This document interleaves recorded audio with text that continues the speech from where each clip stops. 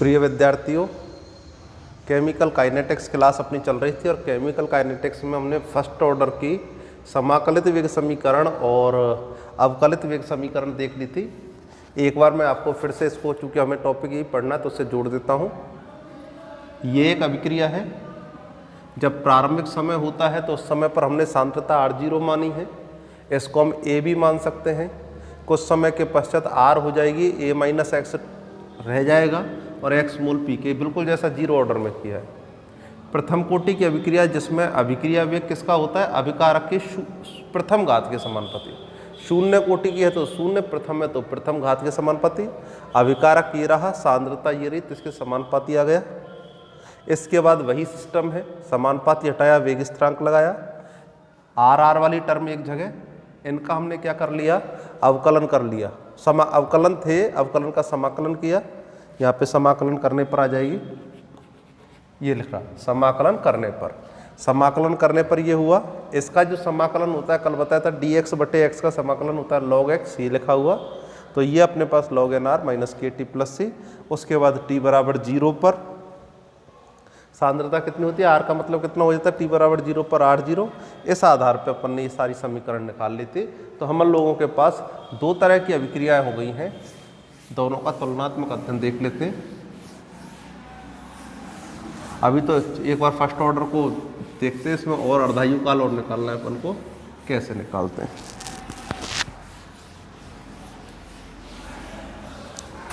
तो देखिए, हमारे पास जो समीकरण निकल के आई वो निकल के आई है के टी बराबर 2.303 log R0 बटे R।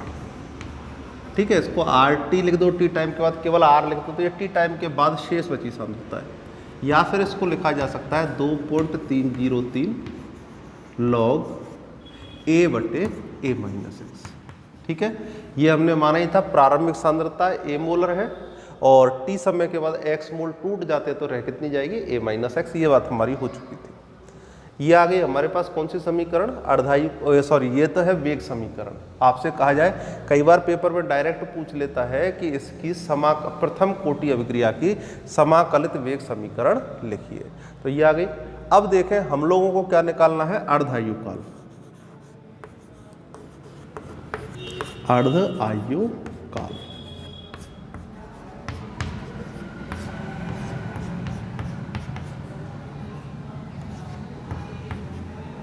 अर्धायु काल का मतलब क्या है? बताया था आप लोगों को, वह समय, जैसे हमने एक अभिक्रिया लिखा की थी ना R से P, पहले ही बता चुका हूँ। T बराबर 0 समय पर इसकी सांद्रता कितनी है? R0। तो जैसे अर्धायु काल आएगा उस समय पर यह सांद्रता कितनी हो जाएगी? R0 बटे 2। तो वह समय अर्धायु काल कहलाता है जिस पर अभिकारक अपनी मूल सांद्रता का आधा रह जाता है। ये पहले बताया था। तो अर्धायु काल पर क्या होगा? टी हाफ जब समय होगा तो R0 बराबर R0 बटे 2। तो अगर टी बराबर टी हाफ हो जाए तो R बराबर कितना हो जाएगा? R0 बटे 2। या फिर हम ये कह सकते हैं, पहले कितना था A, तो A में से कितना टूटा? X टूटा, तो आधा रह जाना, तो इसका मतलब टूटेगा कितना? आधा। जैसे मान लीजिए आपसे कहा जाए ये शुरू में A था, तो इस समय पर कितना रहना चाहिए? A/2 रह जाना चाहिए। कितना रहना चाहिए? A/2।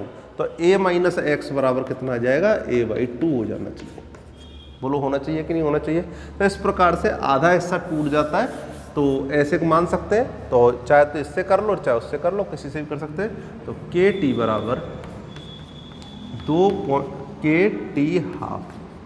हमको देखिए, केवल फिर से देख लें, अगर इस रिएक्शन में हमको टी निकालना है तो बोलो के को इसके नीचे ले जा सकते हैं कि नहीं ले जा सकते? तो इस रिएक्शन को मैं इस तरह से लिख रहा हूँ, टी बराबर इस तरह से।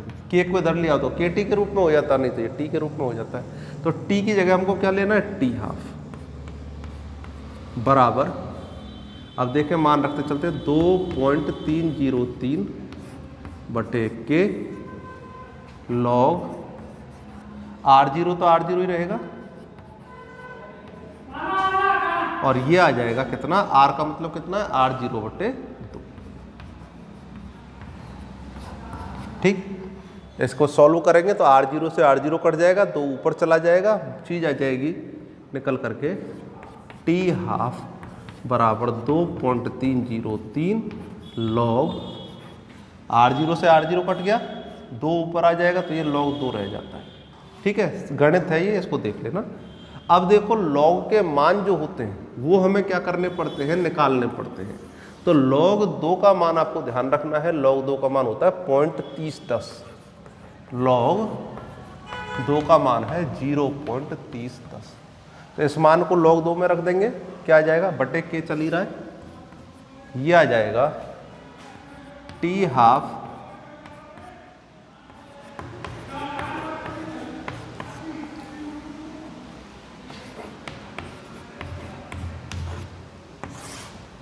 बटे के।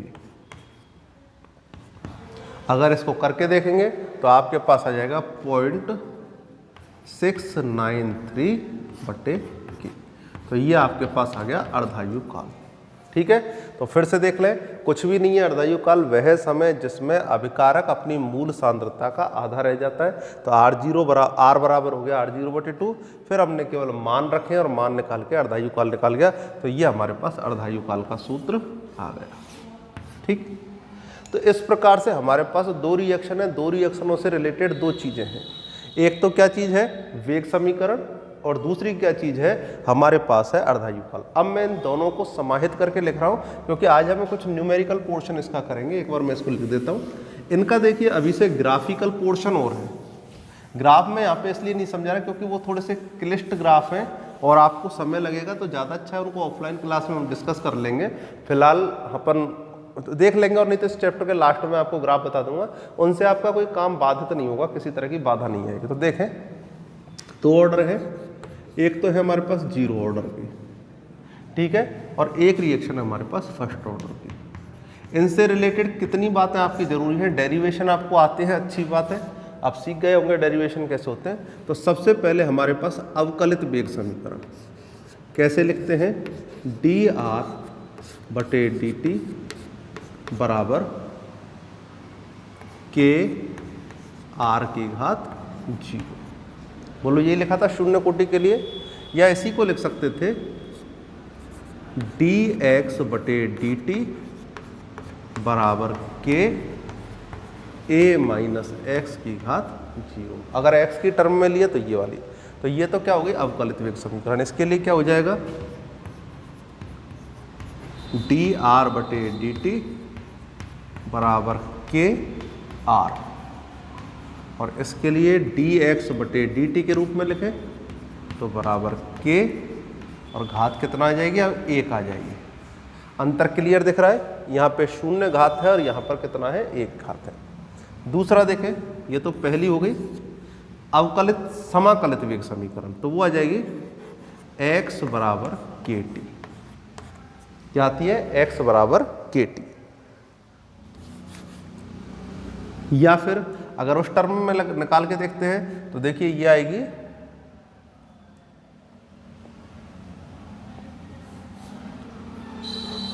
kt बराबर r0 माइनस r। ठीक, तो ये 2 समीकरण है जो इसकी कौन सी हैं, अब समाकलित वेग समीकरण। दोनों अपन ने निकाली है, इससे निकालना चाहो तो इससे निकाल सकते हैं और इससे निकालना चाहो तो इससे। r0 क्या है, प्रारंभिक सांद्रता, r क्या है, अंतिम सांद्रता, यानी t समय के बाद शेष बची सांद्रता।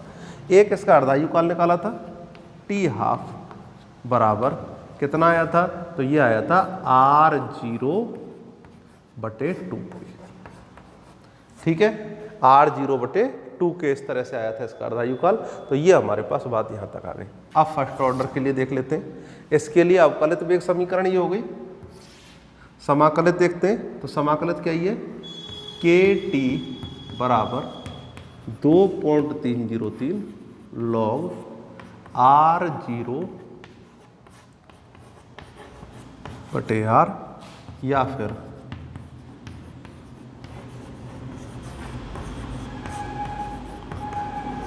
ठीक, हमेशा ध्यान रखें, ऊपर प्रारंभिक आती है, नीचे अंतिम आती है, t समय के बाद शेष। ये प्रारंभिक सांद्रता थी, t समय बाद शेष बची सांद्रता आएगी। ठीक, और अगर अर्धायु काल निकालना है इसका, तो क्या आ जाएगा, टी हाफ बराबर 693/K। बोलिए आ गया कि नहीं आ गया अर्धायुकाल।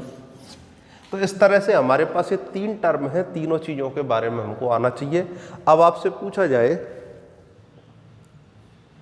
यहाँ से बोलो K की इकाई सीधी आ रही है कि नहीं आ रही, ये क्या है, समय व्युत्क्रमानुपाती आ रहा है, तो K की इकाई यहाँ पे क्या हो जाएगी, सेकंड इनवर्स। क्या आ जाएगी, सेकंड इनवर्स। यहाँ पे देखें K की इकाई, K को इधर ले जाओ, सांद्रता की इकाई होती है मोल बटे लीटर, और ये सेकंड इनवर्स आ जाएगा, तो ये आ जाएगी मोल बटे लीटर सेकंड इनवर्स।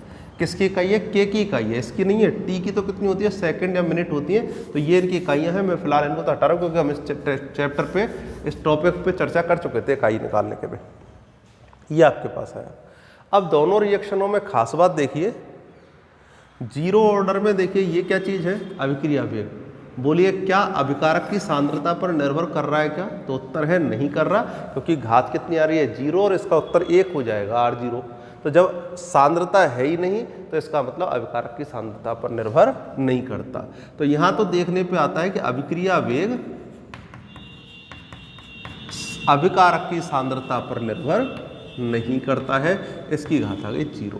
लेकिन यहाँ पर बोलिए अभिक्रिया वेग सांद्रता के समानुपाती है या नहीं है, तो यहाँ पे डायरेक्ट समानुपाती। इसका मतलब एक अंतर हम देखें, शून्य कोटि की अभिक्रिया के लिए अभिक्रिया वेग सांद्रता पर निर्भर नहीं करता है, जबकि प्रथम कोटि के लिए सांद्रता पर निर्भर करता है।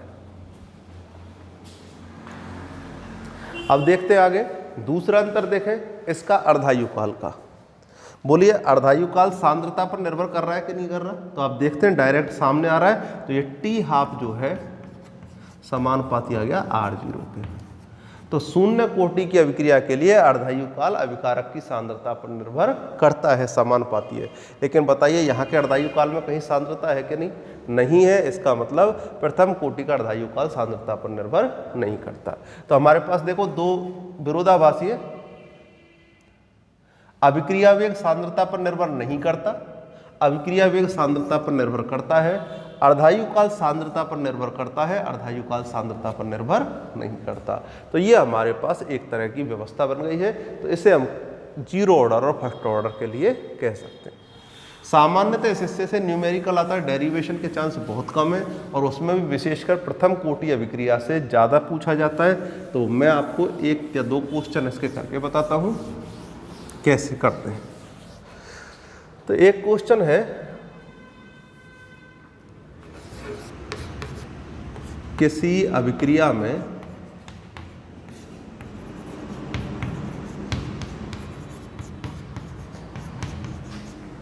अभिक्रिया को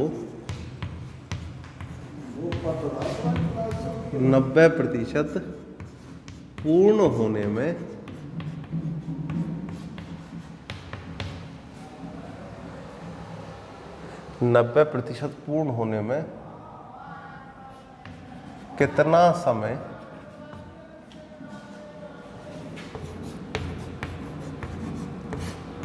लगेगा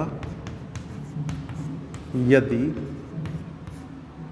वेग स्थिरांक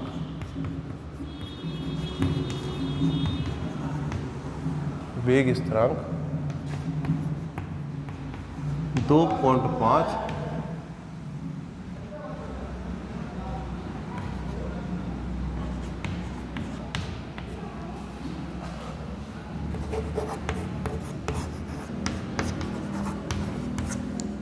अब देखो बिल्कुल ऐसे ही क्वेश्चन पूछे जाते हैं बोर्ड परीक्षा में कि किसी अभिक्रिया को 90% पूर्ण होने में, कोई 70% दे दे, 99 दे दे, 99.9 दे दे, कितना भी परसेंट दे सकता है, कितना समय लगेगा यदि वेग स्थिरांक इतना रहता है।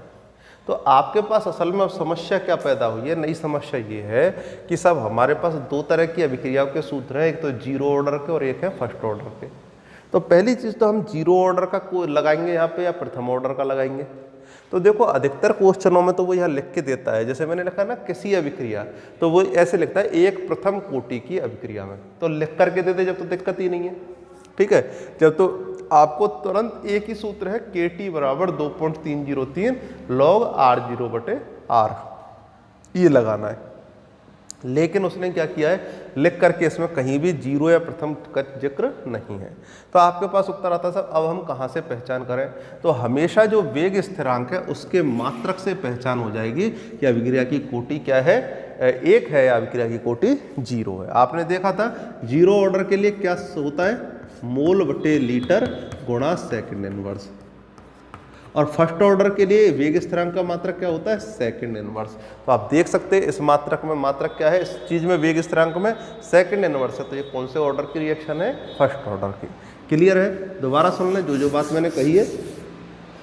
या तो अभिक्रिया में लिख करके देगा कि प्रथम कोटि की है, शून्य कोटि की है, खुद ही दे देता है। नहीं देता है तो मात्रक देख लेना वेग स्थिरांक का, यदि सेकंड इनवर्स मात्रक है तो प्रथम कोटि की, और मोल बटे लीटर गुणा सेकंड इनवर्स है तो फिर किसकी हो जाएगी, जीरो ऑर्डर की। सामान्यतः क्वेश्चन फर्स्ट ऑर्डर का है।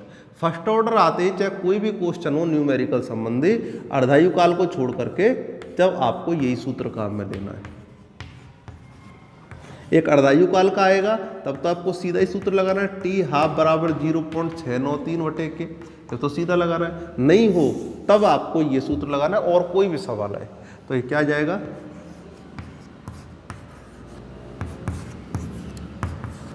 हो गया। अब देखें, आप लोगों को चीज़ों का पता होना चाहिए तो आपसे आसानी से हो जाएगा। बोलिए निकालना क्या है, सबसे पहले देखें समय निकालना है, तो टी को छोड़ दीजिए, 2.303। बोलो के इसके नीचे आ जाएगा, के का मान कितना दे रखा है, 2.5 गुणा 10 की घात -3 हो गया। अब देखें लॉग, यहां इंपॉर्टेंट बात है। बोलिए कोई भी अभिक्रिया को 90% पूर्ण होने में, अच्छा कोई भी चीज़ कहते हैं कि भाई मेरा 70% काम पूरा हो गया, इसका मतलब पूरा काम कितना था टोटल, हमेशा हर चीज़ 100% रहती है तभी उसका, भाई मैंने ये कहा मेरा 70% कोर्स पूरा हो गया, इसका मतलब कुल कोर्स कितना मान लिया 100%, कितना शेष रह गया 70% बच गया। समझ गए? ऐसी इसने कहा है कि अभिक्रिया कितने पूर्ण हो रही है, 90%, यानी कुल अभिक्रिया कितनी थी 100%। तो शुरू में जो अभिक्रिया थी वो कितने परसेंट मानी गई, 100। ठीक है, अब कितनी पूरी हो गई है, 90% पूरी हो चुकी है, तो शेष कितनी बचेगी, तो शेष बच जाएगी 10। यही एक इंपॉर्टेंट बात है, यहाँ पर पूर्ण होने वाला या टूटने वाला हिस्सा नहीं लेना पड़ता, बल्कि कौन सा लेना पड़ता है, टी समय के बाद शेष बचा। जब 90% अभिक्रिया पूर्ण हो गई तो शेष कितनी बची, 10, तो हमको शेष मात्रा लेनी पड़ती है। तो बोलो प्रारंभिक मान कितना जाएगा 100, और ये कितना जाएगा 10। हो गया, क्या होगा बोलो, टी बराबर 2.303, इसको 2.5 को रहने दो नीचे, और 10 की घात 3 को माइनस की घात प्लस में पहुंच के ऊपर पहुंच गई है, और ये रह जाएगा log 10। कितना रह गया, log 10। टी बराबर चली रहा है। अब देख लेंगे, अगर सेकंड इनवर्स में तो समय सेकंड में निकलेगा, मिनट में है तो मिनट में निकलता है, जैसा निकलवाना चाहता है। log 10 का मान, ये मान अभी याद रख लेना, फिलहाल कितना होता है, 1 होता है। मैं log निकालना बता दूंगा आपको बीच में कभी भी। तो log 10 का मान कितना होता है, 1। तो इस पूरे का मान कितना आ गया, 1। तो टी बराबर रह गया 10 की घात 3 बटे 2.5। अब इसको कैलकुलेशन कर लेना, जो भी उत्तर आता है वही आपका आंसर आ जाएगा। ठीक है, सेकंड के अंदर इसकी कैलकुलेशन, तो इतना सेकंड आंसर आपका आ चुका है।